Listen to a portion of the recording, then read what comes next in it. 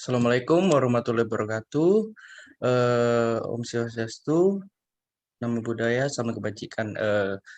Kami dari kelompok 5 akan menjelaskan tentang dasar-dasar perilaku kelompok. Next.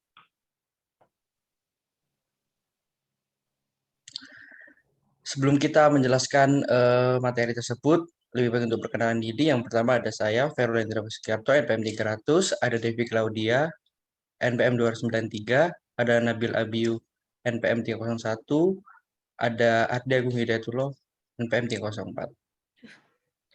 Next. Kelompok merupakan dua individu atau lebih yang berinteraksi dan saling ketergantungan demi mencapai tujuan-tujuan tertentu. Next. Kelompok terbagi menjadi 6 bagian. Yang pertama, kelompok formal. Kelompok yang ditetapkan berdasarkan struktur organisasi dengan penugasan yang sudah ditentukan. Yang kedua, kelompok informal. Persekutuan yang tidak terstruktur secara formal dan tidak ditetapkan sebagai organisasi.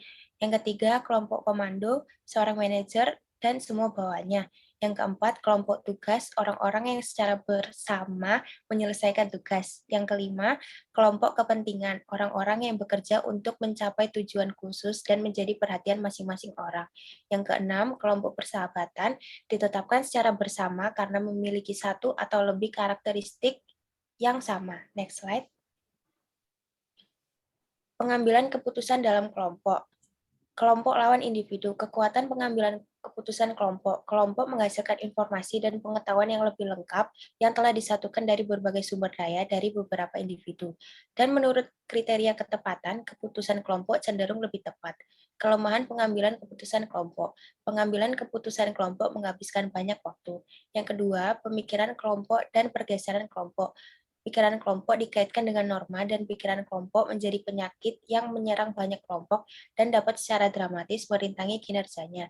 Pergeseran kelompok, fenomena ini mengindikasikan bahwa dalam beberapa situasi sikap dapat mendominasi terjadinya pergeseran dalam kelompok. Next slide.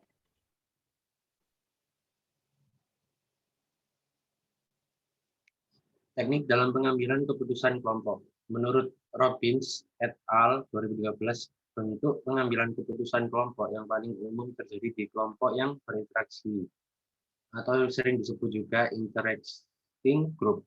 Dalam kelompok, anggota bertemu secara tatap muka dan mengandalkan interaksi verbal atau non-verbal. Berikut ini merupakan teknik-teknik menurut Robbins et al. 1. Kelompok yang berinteraksi atau juga disebut interacting group. Dalam kelompok ini, para anggota bertemu dan berinteraksi menuju konformitas pendapat. 2. Tukar pikiran atau sering juga disebut brainstorming. Tukar pikiran yang dimaksud untuk mengatasi tekanan pada konformitas dalam kelompok yang berinteraksi yang memperlambat perkembangan alternatif kreatif. Next.